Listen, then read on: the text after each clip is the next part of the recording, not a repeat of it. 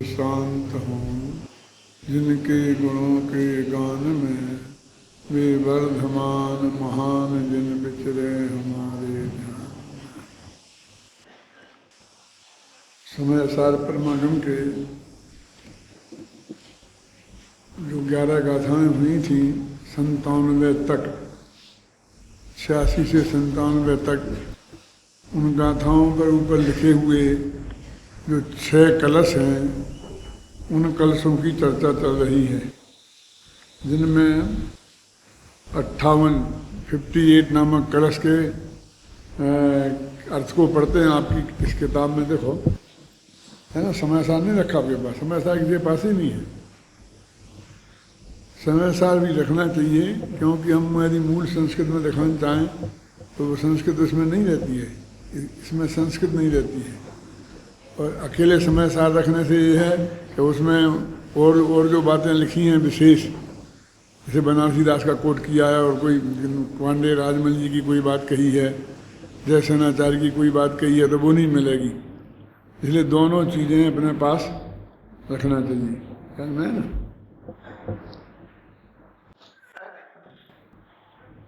अभी तो जो पढ़ रहे हैं वो आपकी किताब में भी मिल जाएगा।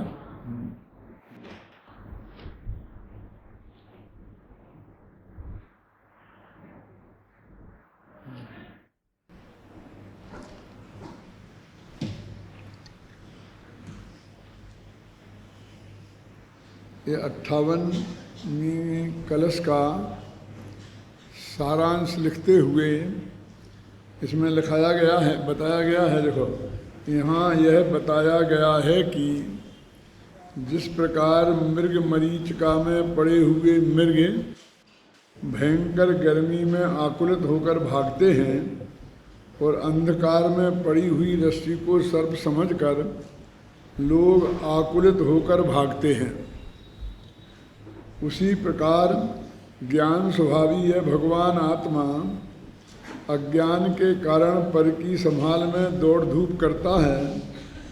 धनादि पदार्थों के जुटाने में जीवन के महत्वपूर्ण क्षण बर्बाद करता है।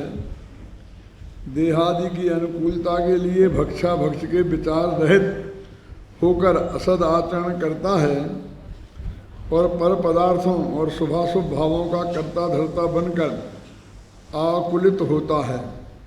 इस प्रकार समुद्र स्वभाव से ही तो शांत ही है, तथापि वायु के वेग से तरंगित हो जाता है, आंदोलित हो जाता है। उसी प्रकार है भगवान आत्मा भी स्वभाव से तो शांत ही है, तथापि अज्ञान के कारण पर का कर्ता बनकर आकुलित होता है। ये सारे कलश का सार है। देखो इसमें महत्वपूर्ण बात यह है, चाहे राग के कारण हो और चाहे द्वेष के कारण हो, यदि वे राग द्वेष अज्ञान पूर्वक हैं तो वे दौड़ धूप ही कराते हैं, शांति नहीं आपको देते कहीं भी। आपको भय लगा सांप से तो भी आप घबराए, भले ही आपको भागने का अवसर नहीं था, वहाँ कमरे में बंद थे बाहर निकलने का, बाहर होते तो भागते दौड़ते भी, लेकिन मन तो कितना भाग दौड़ रहा था उससे ज़्यादा, मौका मिले तो भागें भी। और जो मृग मरीचिका में हुआ तो हम कहें भी वो तो उससे हमें चीज़ से राग है तो उससे हम क्यों दौड़ेंगे। तो उसमें भी सुख, जो जिसमें सुख नहीं है उसके सुख के भ्रम में उसके पीछे हम भागते हैं। जैसे लिखना है धनादि पदार्थों को जोड़ने में हम लगे रहते हैं।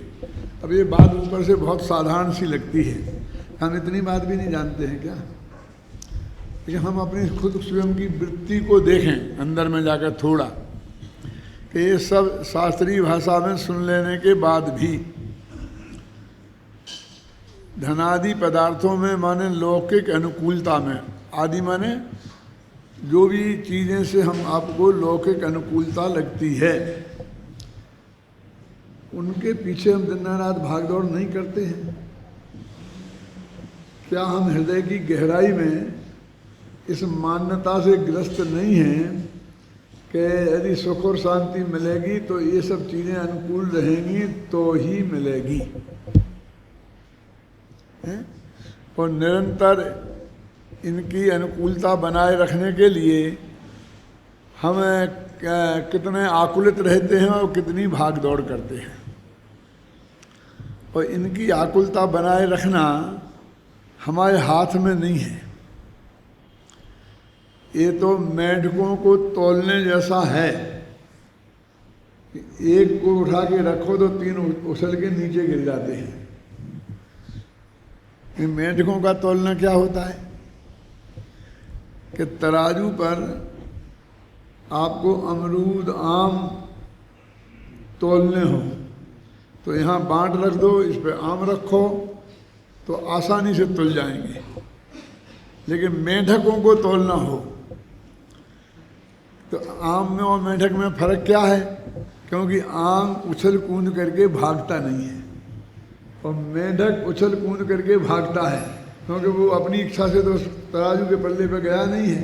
वो तो जान की बाजी लगा करके भी न मालूम क्या समझता है और उससे से उछलना चाहता है। तो आप एक रखो, एक जब तक उछल जाता है, दूसरे रखो, दूसरे जब तक उछल जाता है। तो कहते हैं इसे मेंढकों को तौलना बहुत कठिन काम है, ऐसे ही इन संयोगों का है। हम एक को जुटाते हैं, दूसरा बिखर जाता है, दूसरे को जुटाते हैं, एक बिखर जाता है। ऐसा ही निरंतर बना रहता है।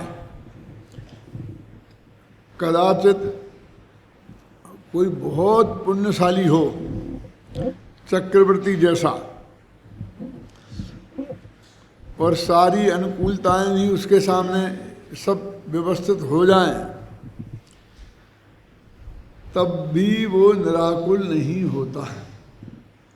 सवाल उनके जोड़ने और नहीं जोड़ने का नहीं है, सवाल अपने उपयोग का भी तो है ना। ये अनंत पर पदार्थ तेरे सामने मान लो भोगने को पड़े हैं, तेरा उपयोग तो एक ही जगह रह सकता है ना। अब हम इनको 2 भागों में बांट देंगे, आत्मा में रहेगा कि भोगों में रहेगा। तुम आत्मा को एक तरफ रखो ना, अकेले भोगों को ही रखो तो भोग तो अनंत है ना। तब खाने पीने में रहेगा तब शारीरिक सुख भोगने में नहीं रहेगा, जब शारीरिक सुख भोगने में रहेगा तो खाने पीने में नहीं रहेगा, जब सूंघने में रहेगा तब देखने में रहेगा। क्यों? टीवी पे देख रहे हो, बहुत बढ़िया तुम्हारे मन का प्रोग्राम आ रहा है और सामने थाली भी रख दी है मम्मी ने, क्योंकि अभी खाना तो है ही, फिर रात हो जाएगी। अब खा भी रहे हो और देख भी रहे हो, बोलो ना खाने का मज़ा आ रहा है ना देखने का मज़ा आ रहा है। माने विषय भी तो अनेक हैं और तेरी जो तृष्णा है वो एक विषय तक सीमित नहीं है ना, सभी विषयों में है। इसलिए कहते हैं कि ये जो बाहर की क्रिया देखने में आती है ये तो जड़ की क्रिया है, इसमें कोई ज़्यादा दम नहीं है। असली तो तेरे जो ये भाव हैं वो भी उतनी बात खतरनाक बात नहीं है। बात तो उनमें तेरी जो सुख बुद्धि है, देह में एकत्व बुद्धि और भोग सामग्री में सुख बुद्धि, स्त्री पुत्रादि में ममत्व बुद्धि और लौकिक कार्यों में कर्तृत्व बुद्धि। इन 3 की थोड़ी जांच करके देखो अपने अंदर में जाके कि हमें सम्यक दर्शन है कि नहीं है, खुद निर्णय कर लो। क्योंकि तुम्हारे अंदर में जितनी गहराई से तुम प्रवेश कर सकते हो, हमारे अंदर में जितनी गहराई से हम प्रवेश कर सकते हैं, उतनी गहराई से सामने वाला कोई नहीं कर सकता है। केवल ज्ञानी अथवा कोई बहुत बड़ा मन पर है ज्ञानी हो, क्यों? तो हम अपनी अपनी जांच करके देखें ना। ये भी देख सकते हैं कि जो हमारी जो आसक्ति हमें दिखाई देती है वो आसक्ति श्रद्धा के लेवल तक है कि अकेले चारित्र के लेवल तक है। अंतर समझ में आएगा नहीं? इसकी भी जांच हम कर सकते हैं। यदि वो श्रद्धा के लेवल तक है, हमें महसूस हो, तो गारंटी से सम्यक दर्शन नहीं है, ये अपने आप निर्णय हो जाता है। आपके हिसाब से दूसरे का क्या करें, दूसरे का, लेकिन दूसरे के जानने की तेरे को जरूरत नहीं है ना, उससे तेरे हित अहित का कोई संबंध ही नहीं है। तो तेरे को तू जान सकता है, तू जान। फिर वो कहता नहीं नहीं नहीं, मेरे को ये निर्णय करना है कि मैं इसे गुरु बनाऊं कि नहीं बनाऊं, इसकी बात सुनूं कि नहीं सुनूं, तो इसके लिए पहले उसका सम्यक दर्शन जानेगा। क्या ये कहते हो, उससे किसी का तेरा होता ही नहीं है ना, वो दो है ना, तू और सर्वज्ञ परमात्मा। अपने तो आगम जो है सर्वज्ञ परमात्मा की वाणी को प्रमाण माना है ना, है? यदि तेरे पास कसौटी है तो बस ये देख ले कि तुझे आगम के अभ्यास है, करता है, तो उसकी वाणी आगम के अनुसार है कि नहीं है, उससे निर्णय कर ले। बहुत ज़्यादा विकल्प ही हो तो, लेकिन नहीं तो कोई बात नहीं है, क्योंकि समंत भद्राचार्य देव ने भी यही तो किया। आपने मीमांसा पढ़ी आप लोगों ने? जिन लोगों ने नहीं भी पढ़ी होगी तो उन्होंने बालबोध पाठमाला, विद्रव्य ज्ञान पाठमालाएँ, तत्वज्ञान पाठमालाएँ पढ़ी होंगी, तो उसमें से उसके 16 छंद मैंने एक पाठमाला में रखे हैं। कौन सी में है? तत्वज्ञान में है ना। तो उन 16 छंदों में ये बात 90% क्लियर हो जाती है। क्या हो जाती है कि वे भगवान को उसकी वाणी के आधार पर ही तो उनकी जांच करते हैं। प्रकरण क्या है बोलिए? ये है सामान्य सर्वज्ञ सिद्धि और विशेष सर्वज्ञ सिद्धि। सामान्य सर्वज्ञ सिद्धि का अर्थ ये है कि कोई सर्वज्ञ हो सकता है कि नहीं, पहले ये नक्की करो। यदि इस नक्की करने में ये नक्की हो जाए कि कोई सर्वज्ञ हो ही नहीं सकता है, तो फिर दूसरा प्रश्न खड़ा ही नहीं होता है कि कौन है और कौन नहीं है। यदि ये सिद्ध हो जाए कि सर्वज्ञ होना संभव है,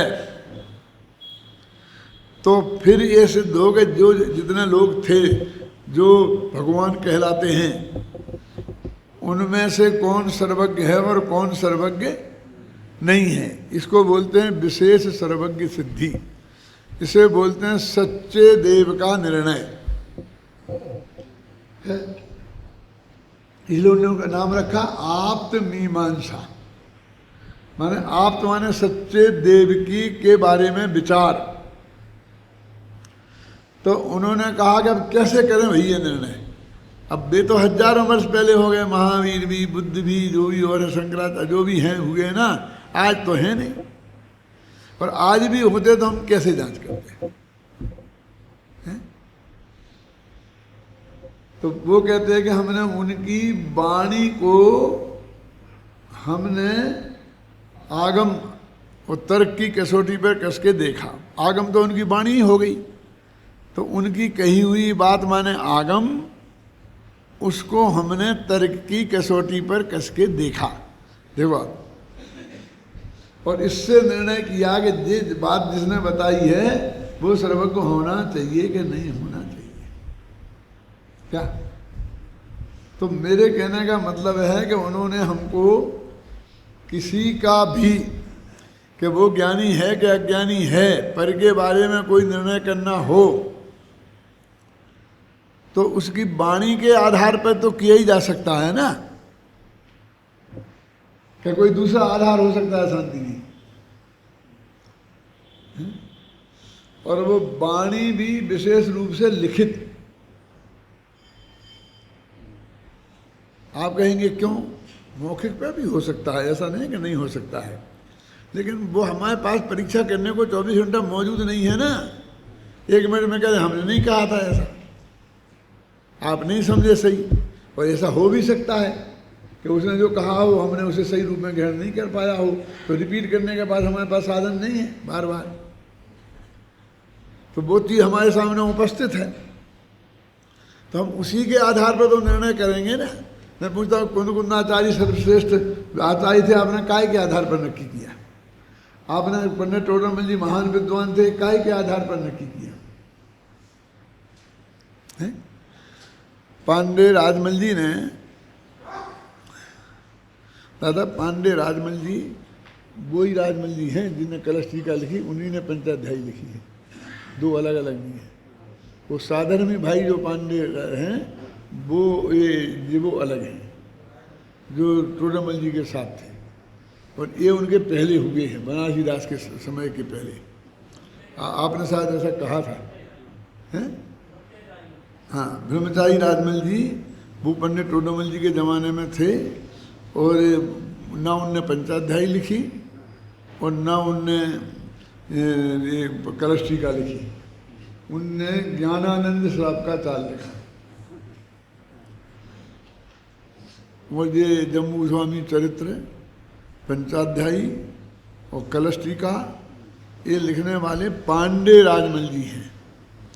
पांडे माने वहाँ पंडित को पांडे पांडे जी बोलते थे, पंडित जी को पांडे जी। और यहाँ बैराट है ना, बैराट को विराट नगर या अलवर के रास्ते में जाते हैं अपन, वहाँ हैं। तो वहाँ भट्टारक की गादी थी बहुत बड़ी, और उनके पंडित, उनके आश्रम में वे पंडित थे, समझ लो। ऐसा कह लो उनके आश्रम में रहते थे, चाहे ऐसा समझ लो कि मतलब उस मठ के वो पंडित थे, बहुत बड़े पंडित थे, और उन्होंने ये काम ये जो किए हैं। हाँ, तो अपनी बात तो मुझे दादा की बात सुनी थी मैंने प्रवचन में, तो विकल्प आया था बताने का, मैं बाद में अकेले में ही बता सकता हूँ, भूल जाता हूँ, याद नहीं रहती, तो जब आता है तो बता देता हूँ, और कोई अर्थ नहीं है इससे, आप समझ रहे हैं ना। अभी इतनी बातें चल रही है कि हम उसकी वाणी से ही निर्णय कर सकते हैं। वाणी वो लिखित हो तो फिर उसमें ज़्यादा उसकी हिलने डुलने की गुंजाइश नहीं रहती है। तो उन्होंने कहा कि क्या लिखा, सत्वम एवासि निर्दोषो युक्ति शास्त्राविरोध वाक् अविरोधम यदिष्टम ते प्रसिद्धेन न बाध्यते त्वन्मतामृत बाह्यानाम सर्वथैकांतवादिनाम आप्ताभिमान दग्धानाम श्रेष्ठम दृष्टेन बाध्यते। क्या अर्थ है दो छंदों का? कि हे भगवान, वाणी से निर्णय किया जा सकता है, ये बात पहले कह आए। तो कहते हैं कि सत्वम, वह निर्दोष व्यक्ति तुम ही हो। कौन? दोषावरण, वो हानि की बात की थी, दोष और आवरण जिनके नहीं हैं ऐसे वे व्यक्ति तुम ही हो। सत्वम एवासि निर्दोष, वो निर्दोष व्यक्ति सामान्य वह, तुम माने तुम, असि माने हो, सत्वमसि निर्दोष हो। कि तूने कैसे जाना कि हम निर्दोष हैं और ये बुद्धादिक निर्दोष नहीं है? तो उन्होंने कहा देखा तो आपको भी नहीं है, उनको भी नहीं है, और देखने से क्या होता है? ये चमड़े की आंखों से तो शरीर का रंग ही दिखता है। लेकिन युक्ति शास्त्राविरोध वाक्, तुम्हारी वाणी युक्ति और शास्त्र के अविरोधी है। तो देखो कसौटी क्या बनाई, एक तो युक्ति तर्क वितर्क, और एक शास्त्र माने जो आज तक जनवांगम उपलब्ध है, चाहे वो मौखिक रूप से हो और चाहे वो लिखित रूप से हो। तुम्हारी वाणी युक्ति और आगम से अविरुद्ध है। इन दोनों कसौटियों पर मैंने कस के देखा तो वो बात मेरे को सही लगती है। यदि कुंद होते तो ये कह देते कि मैंने अनुभव करके देखा। अनुभव तीसरी बात जोड़ते, दो तो जोड़ते ही, आगम का सेवन, युक्ति का अवलंबन, परंपरा गुरु का उपदेश। लेकिन ये न्याय के आचार्य थे, ये दो बातें नहीं जोड़ सकते थे। बोलो कमल जी क्यों नहीं जोड़ सकते थे? सोचो, उनने चार जोड़ी ना अमृतचंद्र ने, आगम का सेवन, युक्ति का अवलंबन, परंपरा गुरु का उपदेश और आत्मा का अनुभव। इनने दो की, युक्ति और शास्त्र, दो छोड़ दी। कौन? आत्मा का अनुभव और परंपरा गुरु का उपदेश। क्यों छोड़ दी? कि ये जो तर्क वितर्क होती है ये अन्य मत वाले के साथ होती है। और वो जो समझाते हैं अध्यात्म, वो अपने शिष्यों को समझाने के लिए है। अब इससे हम कहेंगे हमारे गुरु जी ने हमें बताया था, तो ये वो सामने वाला नहीं मानेगा। वो कहेगा हमारे गुरु जी ने हमें बताया था, बोलो बात खत्म हो गई। क्यों? जैसे तुम हो जैसे गुरु जी, ऐसे ही सांपनाथ, ऐसे ही नागनाथ। तो वो ये बात कि हमारे गुरु परंपरा से हम तक ये बात चली आई, ये बात वो नहीं मानेगा, इसलिए उससे कहने से क्या फायदा। और दूसरी बात कौन सी थी कि अनुभव, मैंने ऐसा अनुभव किया, तो कहे मैंने ऐसा अनुभव किया। खुद ही हथियार का प्रयोग अम्बेडकर ने खूब किया है। कहाँ से? वो गाथा है ना, वो अजीवादिकार शुरू होता है, और वो जो 8 आते हैं ना, 8 तर्क दिए हैं। कोई मानता है आत्मा ऐसा है, कोई मानता है ऐसा, कोई मानता है ऐसा है, और सामने वाले का एक ही तर्क है कि मुझे इसके अलावा आत्मा अनुभव में आता नहीं है, दिखाई नहीं देता, इसलिए मैं मानता हूँ कि यही आत्मा है और आत्मा नहीं है। क्या? एक उदाहरण छोटा सा बताता हूँ कि खाट क्या है? खाट समझते हैं? पलंग।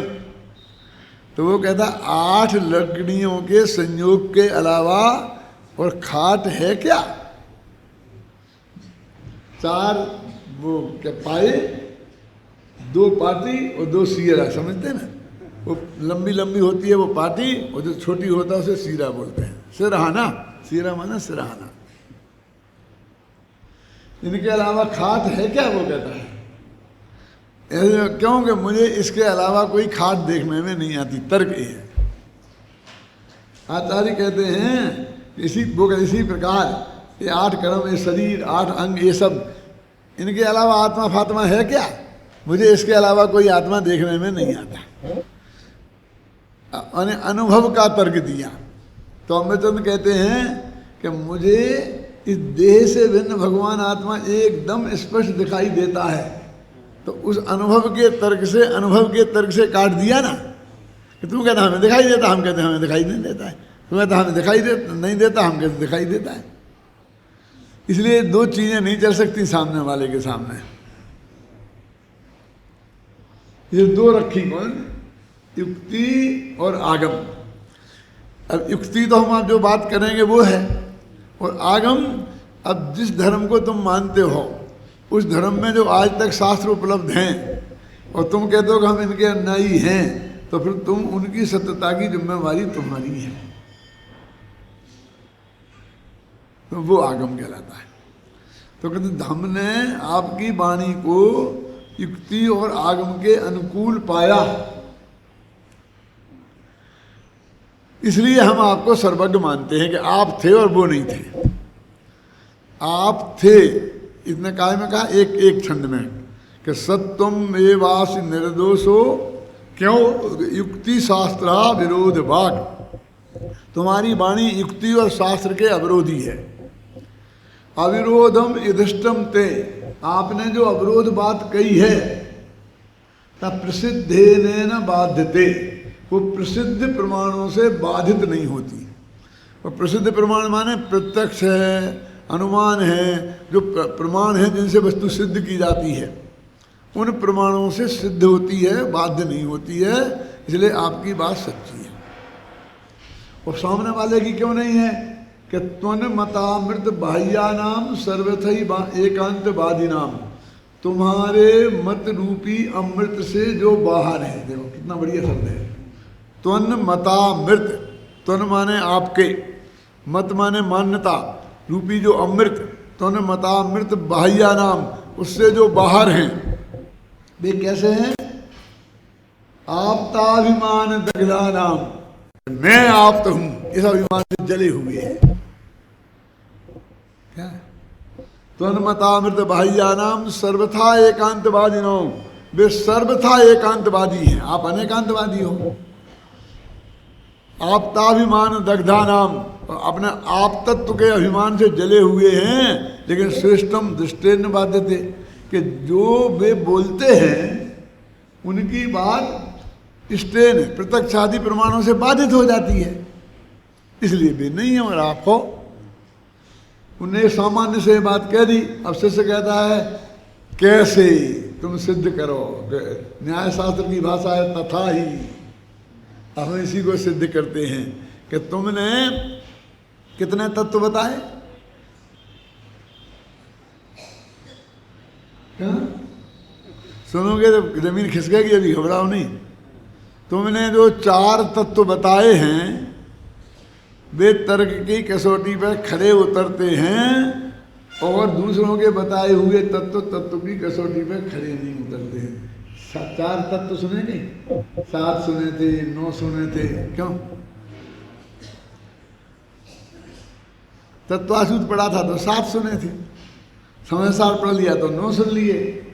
अब आप मीमांसा पढ़ोगे, अर्थशास्त्री पढ़ोगे तो 4 सुन लोगे। कौन है वे 4 तत्व? संसार तत्व, तो संसारोपाय तत्व, मोक्ष तत्व और मोक्षोपाय तत्व।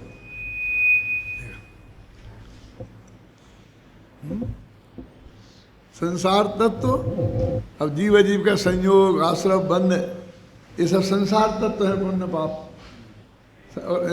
आश्रय, बंध, ये सब संसार के उपाय तत्व हैं। जीव अजीव का कर्मादि का संयोग संसार तत्व है, और आश्रय, बंध, पुण्य पाप ये संसारोपाय तत्व हैं। और इनसे भिन्न होना, अनंत सुख रूप होना आत्मा का ये मोक्ष तत्व है, और उसके उपाय संबंधिता ये मोक्षोपाय तत्व हैं। ये 4 तत्व की बात करी उन्होंने, क्योंकि ये 4 तत्व सब में पाए जाते हैं। सब मानते हैं कि जीव सुखी है, मोक्ष है, संसार मोक्ष होता है, संसार होता है, संसार का भी उपाय है और मोक्ष का उपाय है। इसलिए उनसे बात करनी है तो उसी भाषा में बात करो। और उन्होंने फिर सारी तुम्हारे जो तत्व हैं 4 वो बताए हुए वो सही हैं और बाकी के सही नहीं हैं, हैं? क्यों तुमने कैसे जानी? तो उनने कह दिया कथनचित ते सदेवेष्टम कथनचित असदैव दत्त। तुम कथनचित सद मानते हो, कथनचित असद मानते हो, कथनचित उभय मानते हो। आप समझना? और सामने वाले सर्वथा असत सत मानते हैं, सर्वथा असत मानते हैं, सर्वथा उभय मानते हैं। इसलिए वे सही नहीं है और तुम्हारी बात सही है। फिर उन्होंने 10 पॉइंट बना करके ये बात सिद्ध की। सत असत, नित्य अनित्य, एक अनेक, भाग्य पुरुषार्थ, ऐसे 10 मुद्दे खड़े करके और अनेकांत की सिद्धि पूरे देवागम स्तोत्र में की है, 114 छंदों में, और विस्तार से आचार्यों ने की है। और इस तरह से उन्होंने कहा भगवान तुम्हारी वाणी सत्य है और दूसरों की वाणी सत्य नहीं है।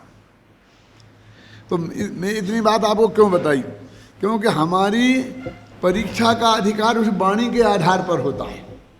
ये मैं नहीं कह रहा हूँ, समंतभद्र जैसे आचार्य सब कह रहे हैं। अब तुम्हारी कोई वाणी है ही नहीं है। अब तुम सत्य हो, एक काय पे हमें निर्णय करें? बोलो जुगनाथ जी, हमारा एक ज्ञानी है कि नहीं ज्ञानी है, ये कैसे निर्णय करें? ना एक अक्षर लिखा है और ना एक अक्षर बोला है, तो कैसे निर्णय करें? कि आंखें बंद करके ऐसे बैठे हों, 2-3 तकियां लगाए हों, समझ लेना कि ज्ञानी है। अब इससे निर्णय करोगे क्यों? ऐसा नाटक तो कोई भी कर सकता है। बोलो बोलो सेठी जी, क्या नाम, मोहनलाल जी, सच बोलो ईमानदारी से कि आज तक तुमने ज्ञानी अज्ञानी का निर्णय, सम्यक दृष्टि मिथ्या दृष्टि का निर्णय करने के लिए क्या देखा? हम तो अपनी आंखों से देख के आए हैं। क्या देख के आए? आंखों से सम्यक दृष्टि दिखता है, हैं? क्यों? हम बराबर देखा, सुबह 5 बजे उठ जाते हैं, पद्मासन लगाकर बराबर ऐसे बैठ जाते हैं, ऐसा करते हैं। उनसे बोलो तो हा हा हा मतलब सम्मत झड़ता है। पागल हो गए हो आप? समझे? वे तो पागल हैं ही आधे, और इन लक्षणों से जांच करने वाले पूरे पागल हैं। बताओ कौन से आगम में लिखा कि इन लक्षणों से जांच होती है? क्योंकि आगम में तो ये लिखा है कि वो लड़ने वाला, झगड़ने वाला था, एक सम्यक दृष्टि था। क्यों? कौन? भरत। लिखा कि नहीं लिखा? और द्रव्यलिंगी नहीं होता है, अब तुम इस जरा सी प्रवृत्ति के कारण मैं किसी को ज्ञानी अज्ञानी को घोषित करने में तुम्हें देर नहीं लगती है 1 मिनट में। थोड़ी खतरनाक बात करूं, देखो ये मैं मजाक में, ऐसा नहीं है, परम सत्य है। इससे अब बहुत ठगाए जाते हैं लोग।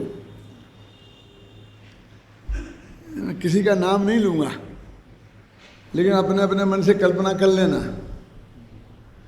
कि साहब हमने उनका किताब पढ़ी है, तो उस किताब पढ़ी है ना, हाँ, तो उस किताब से तुमको लग गया कि वे आत्मानुभवी थे। तो किताब में ये 4 तत्वों का वर्णन था, 7 तत्वों का वर्णन था, अनेकांत का वर्णन था। क्या कसौटी पे कसा तुमने? कसम लगा, हाँ जी, संसार में क्यों रख रहा है, अपने में जा, अनाथ से ऐसा। इसका इससे निर्णय होगा। ये तत्व है, कसौटी पे क्या कसाया जाएगा कि उसने क्या कहा है, क्यों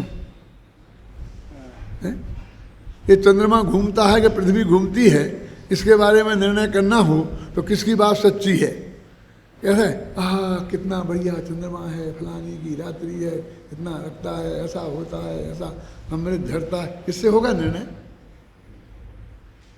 क्यों, क्या करना पड़ेगा? मेरा मतलब समझ गया ना भाई? यही तो है, समझ गया?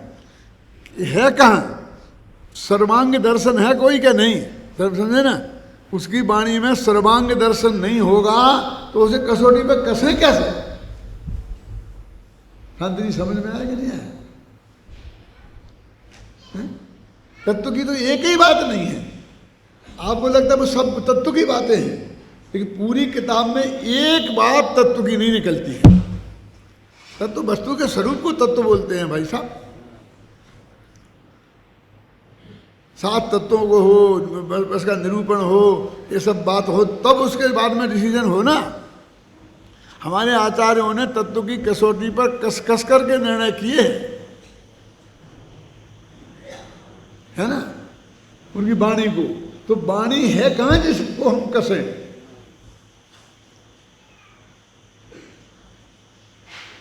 आप सुने ना?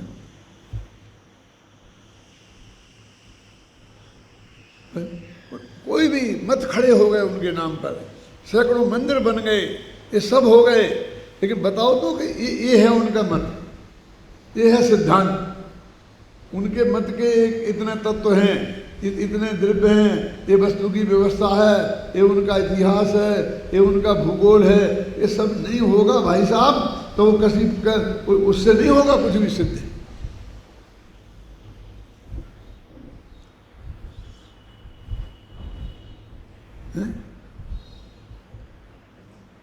तो वाणी से, और वाणी मैंने बोला लिखित हो तो बहुत व्यवस्थित हो।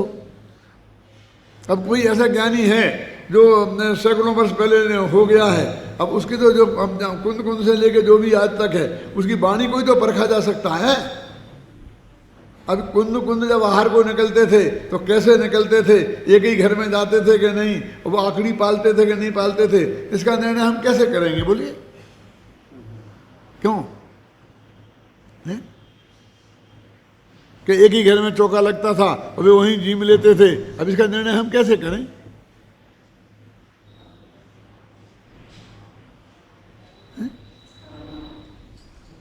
आप समझ आए ना? ऐसे हजारों लाखों आचार्य मुनि संत ज्ञानी हो गए हैं कि जिनका एक अक्षर हमको प्राप्त नहीं होता है, तो उनके बारे में हम कोई निर्णय नहीं कर सकते।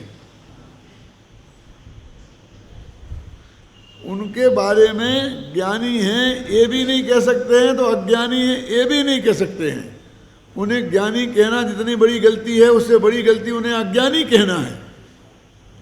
क्योंकि हमारे पास क्या साधन है कि जिसके आधार पर हम उन्हें अज्ञानी कहें?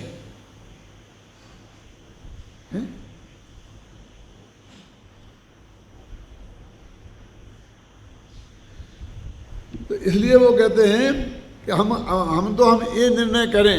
इसमें अगले कलश में यही बात कही है, देखो पढ़ो, अपन अगला कलश पढ़ते हैं। कौन सा? 59। हाँ, ज्ञानाद विवेचक तया तु परात्मनो जानाति हंसे विवापयसो विशेषम।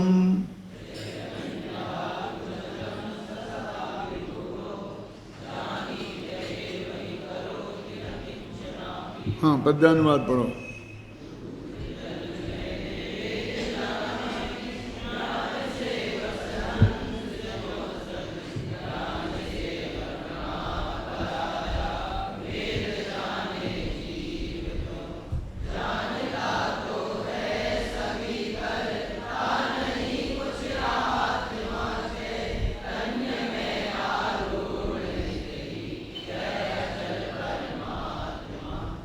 तो कितना स्पष्ट लिखा है, हिंदी भी पढ़ लें, क्योंकि जो हिंदी जो लिखी गई है वो इस पद्यानुवाद की हिंदी नहीं लिखी, मूल कलश की हिंदी लिखी। थोड़ा अंतर आ सकता है इसलिए पद्यानुवाद में और हिंदी गद्य में, क्योंकि उसका अनुसरण ऊपर किया गया है। पद्य में उतनी जगह नहीं होती है स्पष्ट, इसलिए थोड़ा सा फर्क पड़ जाता है, लेकिन उस फंडामेंटल फर्क नहीं पड़ता है। क्या? जिस प्रकार हंस दूध और पानी में अंतर को जान लेता है, उसी प्रकार जो जीव ज्ञान के कारण विवेक वाला होने से आत्मा और पर पदार्थों के भेद को जान लेता है, वह अचल चैतन्य धातु में सदा आरूढ़ होता हुआ, उसका आश्रय लेता हुआ मात्र जानता ही है, किंचित मात्र भी करता नहीं होता। तात्पर्य यह है कि स्वपर के भेद को जानने वाला ज्ञाता ही रहता है, करता नहीं। कितना स्पष्ट है, बोलिए क्या है स्पष्ट? किसको जान लेता है? देह और आत्मा भिन्न भिन्न है ना, ये जान लेता है। तो आत्मा से देह भिन्न है ये जान लेता है, और देह से आत्मा भिन्न है ये जान लेता है, माने देह और आत्मा को जान लेता है, ऐसा अर्थ हुआ ना। वो करता नहीं है देह का। अब ये बात कही कि जानता तो है और करता नहीं है, ये किसके मामले में है? अपने मामले में तो जानता भी है और करता भी है। समझना समझना रमेश जी।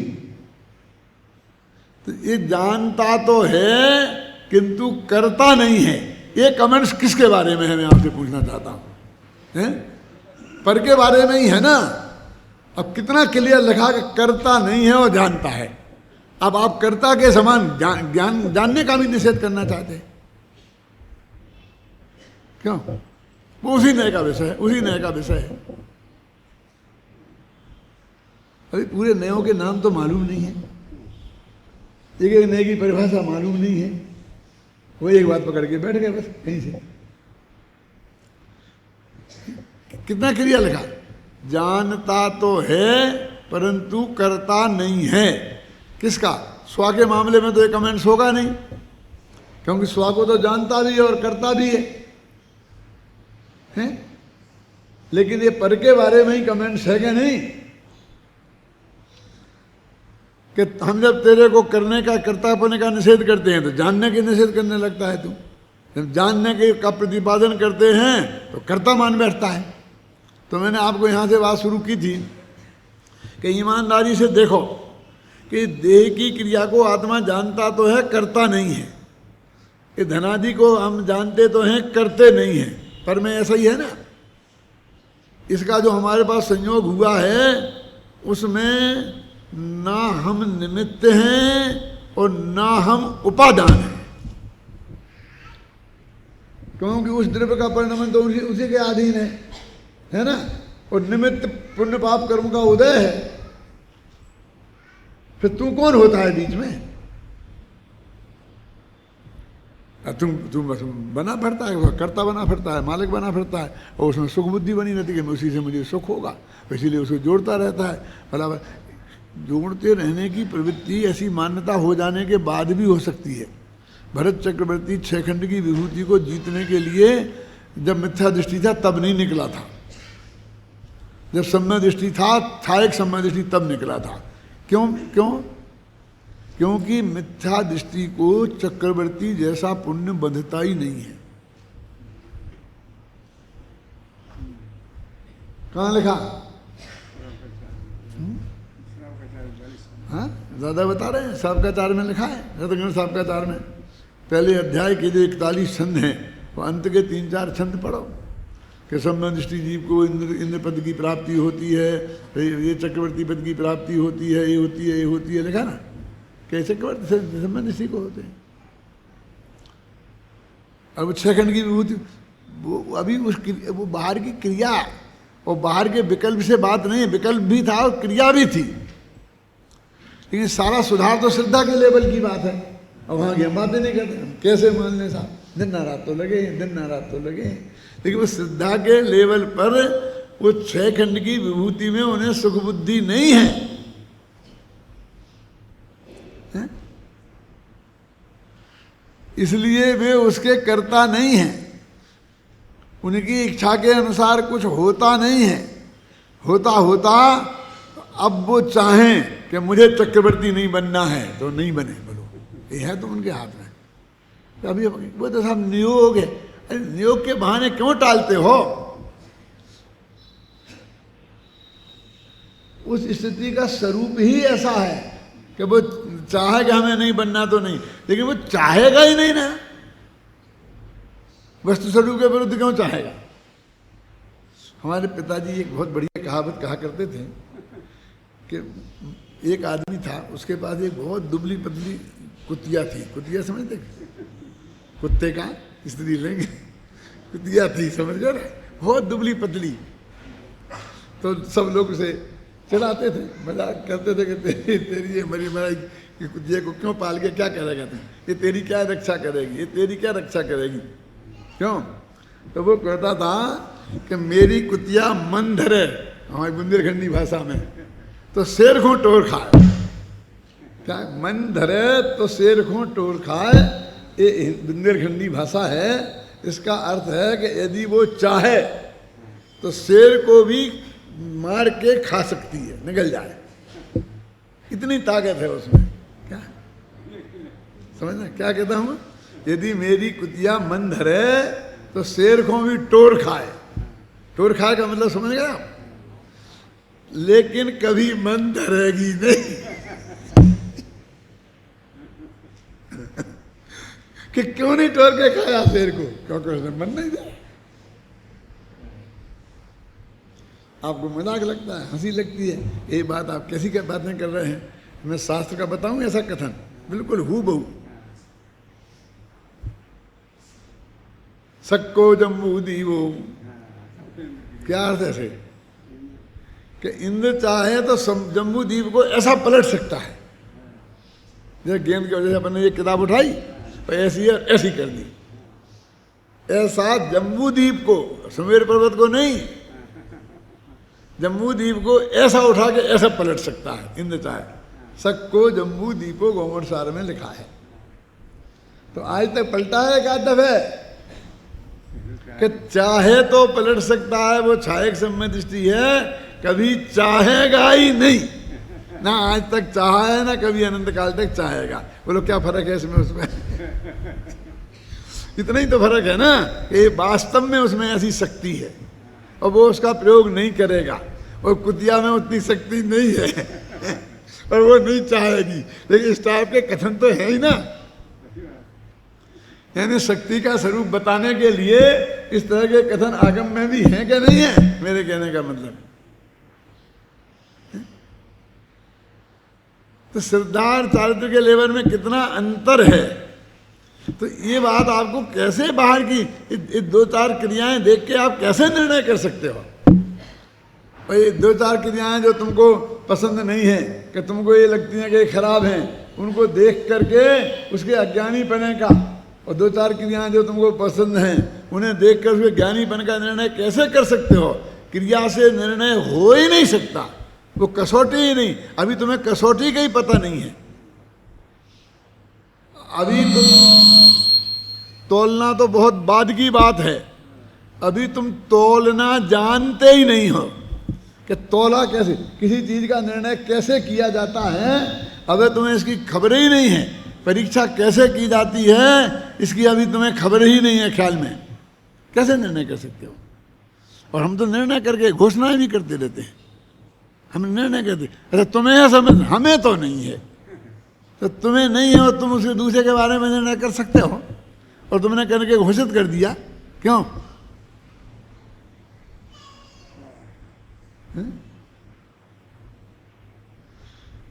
देखो, हाँ क्या है, जानता तो है सभी, करता नहीं कुछ आत्मा, चैतन्य में आरूढ़ नित ही है यह अचल परमात्मा।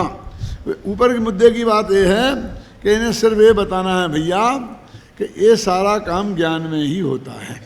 ज्ञान, सद्ज्ञान से अपना पराया भेद जाने जीव त्यों। असली मुद्दे की बात यह है कि सम्यक ज्ञान से, सच्चे ज्ञान से ही अपने और पराये का भेद ये जीव जान सकता है। ख्याल में है ना? और कोई दूसरा उपाय नहीं है। अब सद्ज्ञान से माने, है ना? अब ये कहते देखो, अब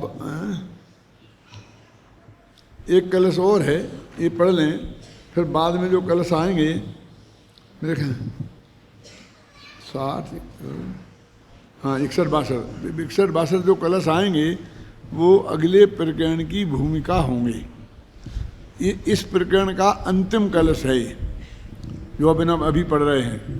ज्ञानादेव ज्वलन पैसु औष्ण शैत्य व्यवस्था,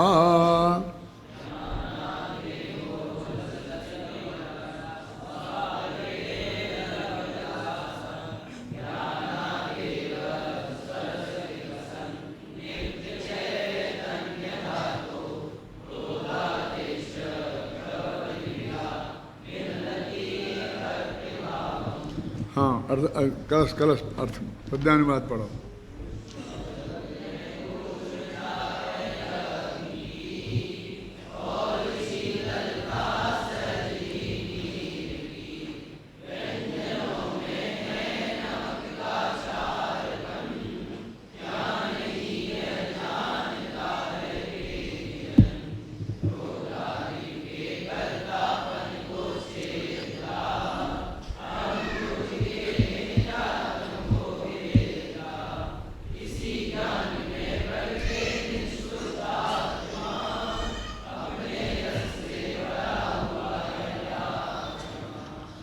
उष्णोदक में उष्णता है अग्नि की, गर्म पानी। उष्णोदक माने गर्म पानी। तो गर्म पानी में जो गर्मी है वो पानी की है कि अग्नि की है? ये कह रहे उष्णोदक में उष्णता है अग्नि की, पानी की नहीं है वो। और कहते हैं शीतलता सहज ही नीर की, और उसमें जो ठंडक है वो पानी का है। अब जरा समझना, यहाँ ये पानी से कुछ लेना देना नहीं है। यहाँ तो ये कह रहे हैं कि एकदम खौलता हुआ पानी है, ख्याल में है ना, और आपको ठंडे पानी की जरूरत है। तो ये निर्णय तुम कहाँ करते हो कि ये खौलता हुआ पानी वास्तव में गर्म नहीं है, ठंडा ही है, ये स्वभाव से ठंडा ही है। ये ज्ञान ही निर्णय करता है। और क्या बता है कि यदि इसने अपने ठंडेपन को छोड़ दिया होता तो अग्नि को बुझाने की सामर्थ्य जो जल में है, उस जलती हुई अग्नि पर ठंडा पानी डालो और चाहे खौलता हुआ गर्म पानी डालो तो वो बुझेगी कि जलेगी। देखो इसका मतलब वो अभी भी शीतल है। अरे ठंडे पानी को तो दुनिया ठंडा पानी कहती है, लेकिन शीतल पानी को भी, गर्म पानी में भी शीतलता देखना, ये स्वभाव के समीप जाकर देखने की जो कला है वो ज्ञान में है। आप देख दो तो हाथ डाल के देखो, हाथ डाल के, क्यों हाथ डाल के देखें? हमने ज्ञान डाल के देख लिया ना। हाथ में ज्ञान है क्या? हाथ क्यों डालें? कितना ही खौलता हुआ पानी हो वो स्वभाव से ठंडा ही है। आप जानते हैं आयुर्वेद में ये दवाइयाँ होती हैं ना, तो अपन कहते ये लौंग गर्म करती है, इलायची ठंडा करती है, ऐसा बनने कुछ मान रखे कि नहीं मान रखी बात है। खाने पीने में ज़्यादा लौंग मत ले लेना, फिर वो गर्मी करेगी। और आयुर्वेद में क्या कहते हैं कि ये है तो गर्म लेकिन इसकी तासीर ठंडी है। ये तासीर शब्द और चलता है गर्म और इसकी तासीर ठंडी है। ये है ठंडी लेकिन इसकी तासीर गर्म है। तो ये तासीर क्या होती है ये वैद्य जाने, तुम नहीं जान सकते हो। और जो वैद्य भी नहीं जानते वो मैं आपको बताता हूँ। ये लौंग की तासीर गर्म और ठंडी का क्या मतलब है। लौंग अब आप मुंह में डालोगे तो मुंह जलेगा, तो इस जलन को लोग में गर्मी कहते हैं। गर्म, एकदम गर्म है। अब समझ नहीं ना आपकी। अब ये आयुर्वेद में आपको एकदम अंदर से जलन हो रही है, समझे ना, आपको अंदर से जलन हो रही है तो वो जलन उस लौंग के खाने से मिट जाती है। इसलिए कहते हैं तासीर उसकी ठंडी है, वो गर्मी को खत्म कर देती है। कुछ लोग कहते हैं गर्मी गर्मी को मार देती है, तो इस तरकीब से बात करते हैं। अब असलियत में होता क्या है कि अंदर जो जर्म्स पैदा हो गए हैं, बैक्टीरिया पैदा हो गए हैं, और ये लौंग एंटीबायोटिक्स है, ये बैक्टीरिया को नष्ट करने वाली है। तो जो बैक्टीरियों की वजह से आपको जलन हो रही है, माने गर्मी महसूस हो रही है, और लौंग खाने से भी आपको जलन होगी, लेकिन वो जलन से वो बैक्टीरिया मर जाएंगे तो वो जलन आपकी खत्म हो जाएगी। क्या आप जानते हैं, आपको खूब प्यास लग रही है और आप 2 गिलास ठंडा पानी पी लो तो प्यास नहीं बुझेगी। गर्मियों के दिनों में आपको पेट भर गया है, पानी पिया नहीं जाता है और गला सूखता है, फिर 1 गिलास गर्म पानी पी लो, प्यास बुझ जाएगी। ये क्या हुआ? है गर्म, तासी ठंडी है। वैद्य ऐसा कहेंगे, वैद्य ऐसा कहेंगे कि तासीर ठंडी है। आप समझ गए ना? तो ऐसे ही इसमें है, क्योंकि असलियत में गर्मी तो वो बैक्टीरिया की है। वो स्पर्श वाली गर्मी की गर्मी थोड़ी है, वो अग्नि वाली गर्मी की थोड़ी है, वहाँ अग्नि थोड़ी है। अब जिस चीज़ से वो बैक्टीरिया खत्म हो जाएंगे तो वो कोई जहर ही होगा, तो स्वयं तो जहर ही है, और बैक्टीरिया खत्म हो जाएंगे तो वो तुम्हारा वो जहरीलापन खत्म हो जाएगा। मैंने वो भी जहर थे, ये भी जहर थे। कहते हैं ना कि जहर को जहर मारता है, ऐसा होता रहता है। तो इसलिए भाई ये अध्यात्म में भी ऐसा होता है। एक यहाँ क्या जो अपन कलश चल रहा है ना, उसमें से निकाला है मैंने। हाँ, उष्णोदक में उष्णता है अग्नि की और शीतलता सहज ही नीर की। पानी ने अपने शीतल स्वभाव को इतना गर्म हो जाने के बाद भी नहीं छोड़ा। ज्ञानी जन अज्ञानी तो ऊपर की गर्मी गर्मी को देखते हैं और ज्ञानी जन उसके शीतल स्वभाव को देखते हैं, ये कहना चाहते हैं। और व्यंजनों में है नमक का छारपन, ज्ञान ही है जानता है। हे विज्ञजन, हे विज्ञजनों, ये ज्ञान ने जाना है कि ये जो हमने खाने में खारापन आ रहा है वो दाल का नहीं है, लौकी का नहीं है, कोई सब्जी का नहीं है, वो बिल्कुल नमक का है वो छारपन। अब वहाँ आँख से नहीं दिखता है, बाहर से कुछ नहीं दिखता है। श्रीमद् के बारे में एक बात प्रसिद्ध है, एक समय हो गया, ख़त्म करता हूँ। श्रीमद् के बारे में एक बात प्रसिद्ध है। एक दफ़ा किसी के यहाँ खाने में गए तो उनकी थाली में लौकी परोसी। वे बहुत लौकी बहुत खाते थे, श्रीमद् भी और गुरुदेव भी, और मैं भी खाता हूँ, इसलिए मैं उनके बराबर। क्यों, बढ़िया तर्क है कि नहीं? तो उन्होंने कहा कि इसमें नमक ज़्यादा है, ये हटा दो। अन्य उनने चखी नहीं और थाली में आई और देख के कहा कि उनने नमक ज़्यादा है, इस लौकी को हटा लो। मैं नहीं, आपने चखी नहीं, कैसे जान ली नमक ज़्यादा है? इसमें क्या है, दिखती है ना नमक ज़्यादा है।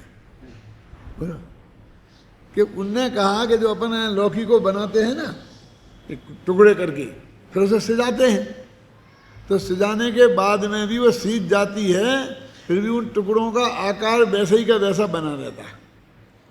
थाली में परोसते हैं ना तो पानी अलग और वो लौकी के टुकड़े वैसे के वैसे रहते हैं। थोड़ा बहुत नमक डालो तब भी रहते हैं। यदि ज़्यादा नमक बढ़ जाए तो उसके कॉर्नर गल जाते हैं और फिर वो गोल गोल सी हो जाती है, वो भरूरी ऐसी, आप समझ गए ना।